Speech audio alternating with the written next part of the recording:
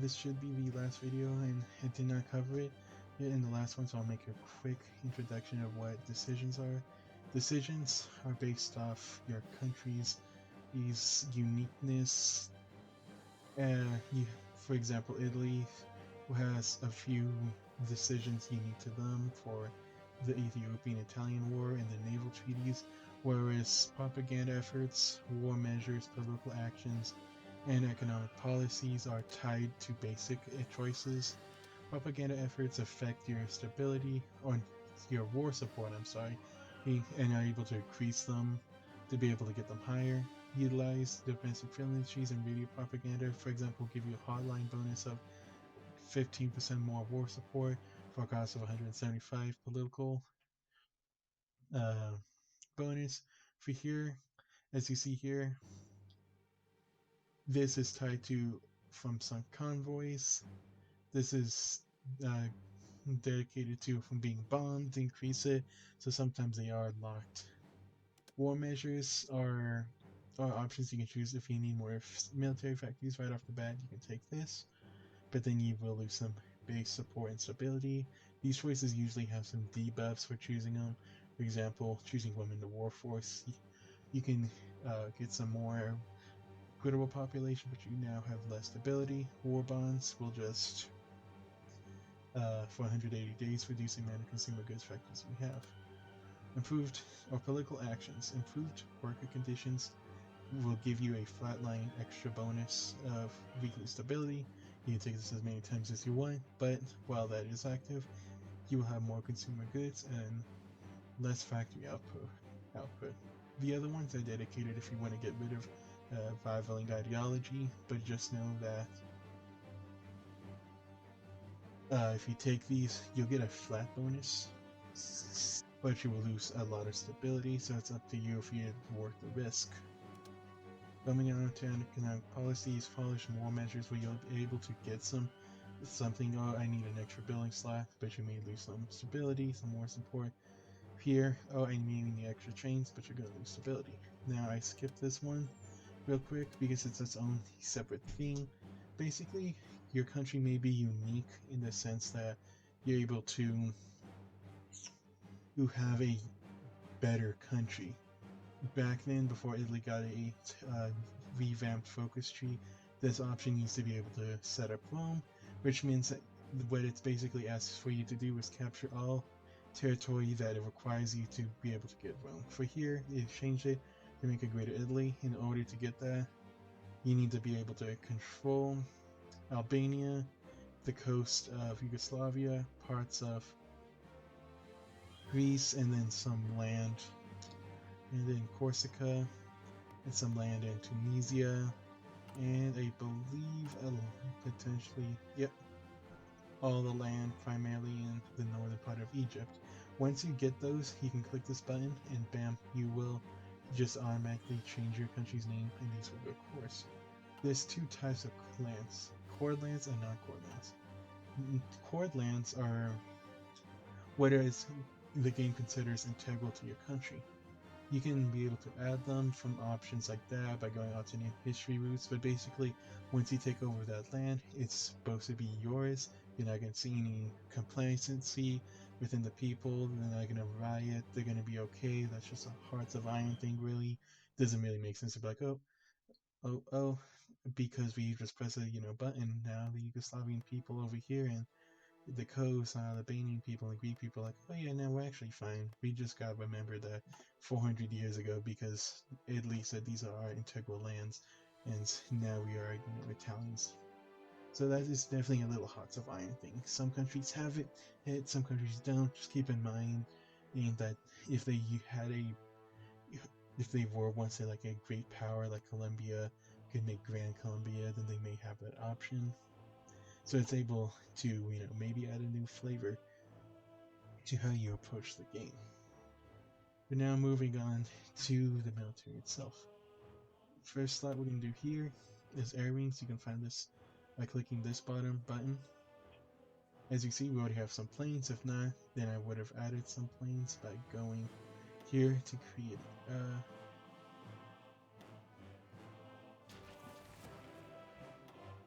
let's see. I guess they don't have any planes. Usually that's what you wanted to click, but you have options for air superiority or interception. You can have either or for fighters. Interception will go after bombers. Air superiority will fight other fighters. Close air support is what you'll do to help divisions in ground combat. Strategic bombing will target the infrastructure itself. These two options will target naval aspects if there's any boats. And now let's go to the army. So to be able to click an army, just click LT, then right click, and then right click again to set up a field marshal. Field marshals usually are ranked as the best highest based off the stats they give, but more importantly you want to look at their skills. As we see here, he has a better attack and defensive skills, and even though this guy has a better skill in supply, we're still going to take him because he offers better stats. Again, do the same thing, click RT and then or right click and then right click again to assign him to him, and let's choose a general. Here we're going to choose this guy because he offers 3 supply. Even though he does not have a good enough attack, that's fine. We're going to click this button for front line, assign him here. I'm going to choose offensive line. Offensive line is able to, we're going to tell the army, this is what we want you to do. So the AI is going to follow the sweep. It'll go from green to red and capture the land methodologically. I think that's the correct word. If not, then I'm just dumb and stupid, so don't go there. Whereas spearheads are more ingrained to wanting to capture a certain land, they're not going to capture all of it. So if I do a spearhead to capture here, they may not capture all the land here, whereas having a normal offensive line may have told them that you need to capture this land over here. But another trick, if you don't want your army groups to always cover the entirety front, just right click and then drag it around and do the same thing. Here I'm going to take these 2 groups of soldiers and I want to put them through this army. The way I do this is that I can highlight them, I can select a certain one, but since we are part of the same group, I'm going to click them, I'm going to right click, and then they're automatically going to be assigned and they're going to move. Now that I have my army group set up the way I want them to, I'm going to click battle and they're going to continue to go in battle. When it's green, that means that the battle plan is good. They don't see any faults with it. If it had 2 lines like a halt kind of thing, that means that it may work in some areas, but it may need to be waited on because the enemies may be slightly good themselves. And whereas red's like, no, because of logistics concerns, because army size again for them against compared to the enemies, there's a lot of unfavorable areas that they're not liking. So just keep in mind as well. Now let's get up the game to 4-star, and the next thing we're going to do is let it play out. As you see here, they're all attacking this area. I'm going to tell my army group to focus here, right click, and then I'm going to tell these 2 groups by holding right click and shift, or shift and right click. Now I can sneak. Now I want one guy to go by himself, so I'm going to click that half, and then again shift click. I can go back to this guy and tell him go here, and then the last guy I can tell him go here. This is how you kind of sneak, and this is what you want to focus on. You see, the win wars, you want to try to get encirclements. Encirclements are kind of what are able to get victory in this game, because the more units you can try to encircle and destroy, the better you can push the enemies themselves, also to be able to achieve said victory.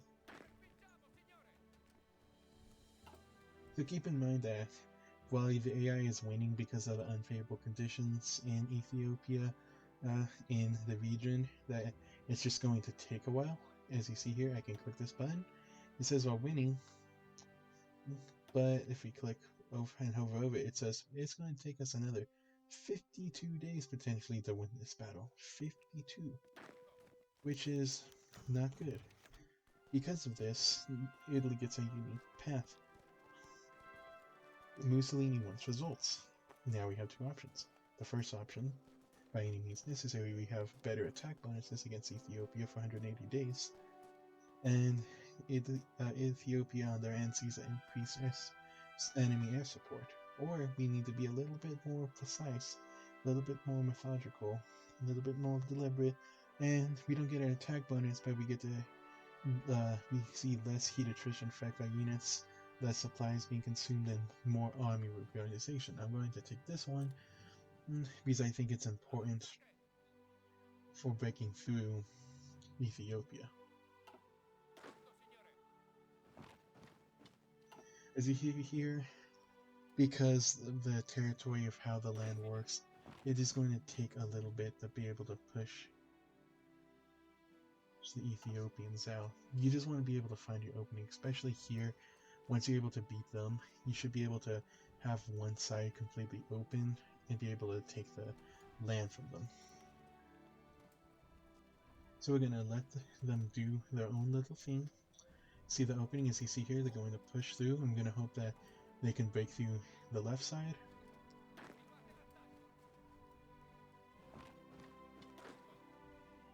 I'm going to try to encircle them from the bottom. Oh, we got some success in North Africa. We get more support. We get some more political stability, some army experience. Really good. That's tied to Italy. Don't always expect to always see that. You're not going to always, get a little bit of bonuses for capturing the land. As you see here, we're pushing up, but they are kind of expecting an encirclement. So they're like, okay, well, you're not gonna, win that easily. Again, make sure you place a new one. I didn't tell you this before, but make sure when you go to options, go to game, choose pause on notifications. And I have native symbols, which these are, so yours may just look like regular infantry, horses, customizable ones. I use native symbols because for me, it's just something I've really gotten used to in the game.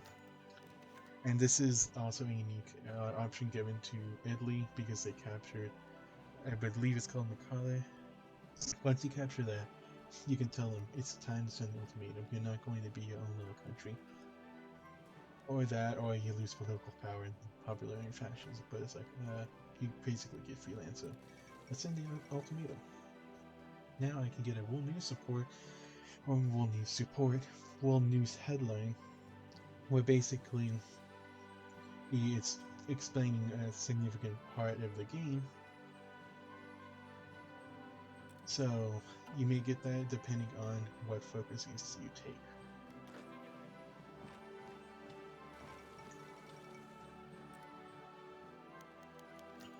And now we finish it, and then now we get to annex their land. So here you can edit. You have to use right click, hold it on this point, and drag it, which then will bring in your battle line to be more smooth, to be able to cover all the land. Here I see that they abandoned this front. I'm going to try to see if I can do a little bit of an encirclement on them to get some southern push, because I see here that it's not going too well.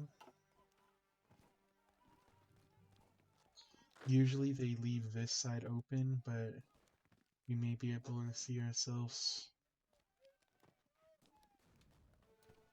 being able to push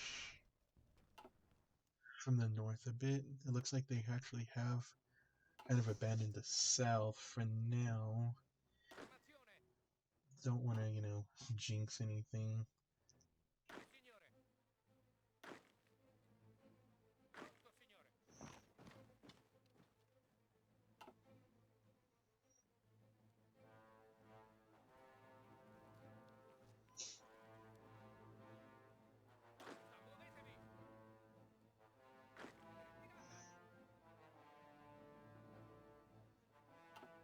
Make sure that you can always successfully complete an encirclement.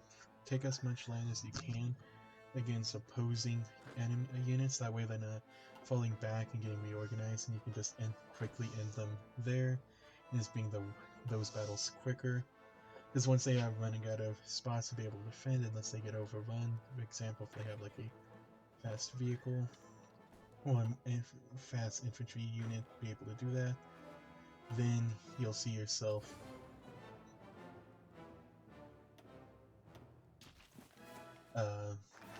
either overrunning them from that. Otherwise, with the encircle, you do want to just capture as much land as possible. Here, Germany is like, okay, we're going to remilitarize the island. We're going to, start our sussiness. The war is going towards our favor. It's a little iffy. Usually you can do a lot better in this battle or in the north, but it looks like they did focus a bit, so that is a tiny bit unfortunate.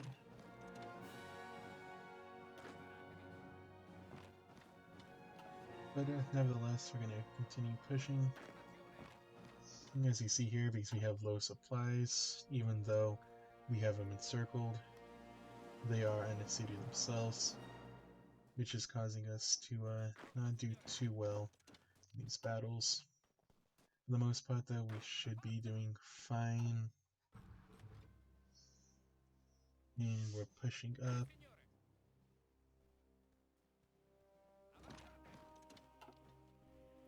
Basically, the way you win wars is by the enemy's stability and war support. Every piece of tile the enemy has a victory point, as you see. Just hovering over it, 1 victory point. Some areas have 2, depending if it's a city, whereas the capital has a 5. Depending on how much you may need to capture a lot of cities. Needs to be able to win them. For Russia, for example, you need to capture a lot of territory.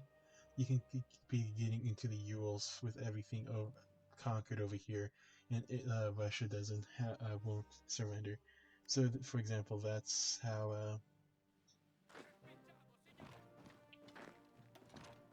strong that can be. We just got pushed, unfortunately, which is very unfortunate that they kind of do have a focus on a lot of troops.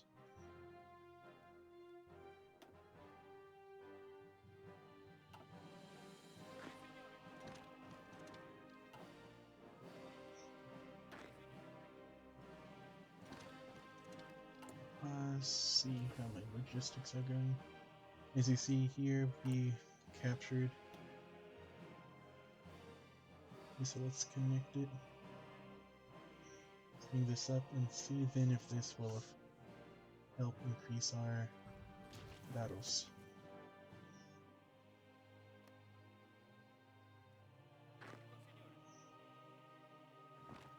Right now, we're close to capturing the capital.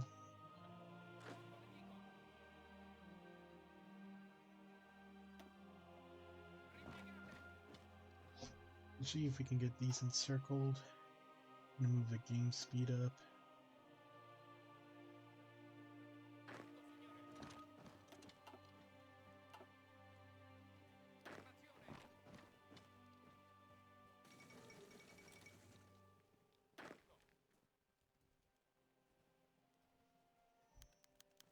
Success in the south.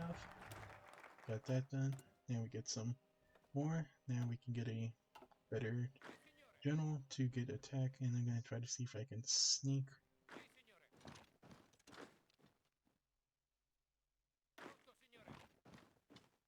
Some of these victory points and kind of cut them off. Just a teensy bit. And then, like I said, the more encirclements you can do. Oh, they now lost a unit. That means less fighting. Again, this isn't the best Italian plan through or run, unfortunately. I have had a lot better ones.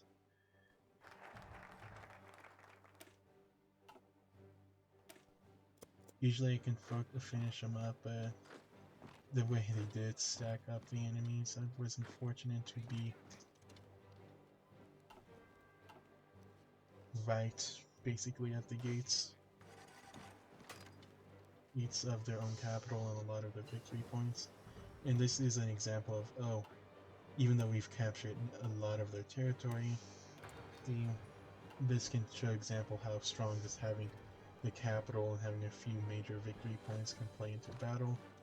But they do not have a lot of supply working in their favor, and they don't have a lot of troops to defend the capital. Let's move the planes, bring that final air support, and let's try to end this basically once and for all. Try to cut them off from the capital. They're doing last stand. And if I wanted to, I can do force attack to counteract that. It is a little bit unfortunate because usually the Italians win by now, at least when I've been playing them, because they were able to cover a lot more of this territory over here. Oh, there we go. Looks like the capital finally fell. This is the last part of the video, which has made this a lot longer than it needed to. But this is a peace deal. There's 4 options. You can outright take land, like this, and then once you can submit it, and you can take turns. Because of the scuffed AI and the annoyingness of it is, you can obviously see yourself taking forever to deal with it. But if, for example, I simply demands, oh, I captured the land, but maybe I want to puppet them. Well, I can puppet them, give land, and then at the same time, at the same turn, I'm like, okay, well, what if I want this land? As you see here, I'm taking certain states while also capturing them. The other options, liberate, is that if there's a potential state within the country that exists, for example, Brittany and Spain, Catalonia in, or Brittany and France, Catalonia in Spain, or any territory ruled by the UK over here, you can release Egypt, you can release Jordan, you could release all the countries over here, you can release the Congo if you're playing the Belgium. For example, this is what these potential options could be. Change government is just for the government itself. Oh, I just want Ethiopia to be fascist. That's what that option is. You puppet again, you can puppet the original state, or you can puppet states and satellites. Oftentimes AI, especially allied ones, really like these options for some goddamn reason. But once everything's submitted, there's no more options here. Click confirm and exit. And then we just won our first battle. And that's kind of like the basics to Hearts of Iron. This is, I think, at least the best nation to play as. Yes, even though the game is a little bit not as telling of what you should potentially do when playing. I do think it makes the right choice by choosing Italy. So yeah, hopefully these videos will help you understand a little bit more so you can start enjoying the game.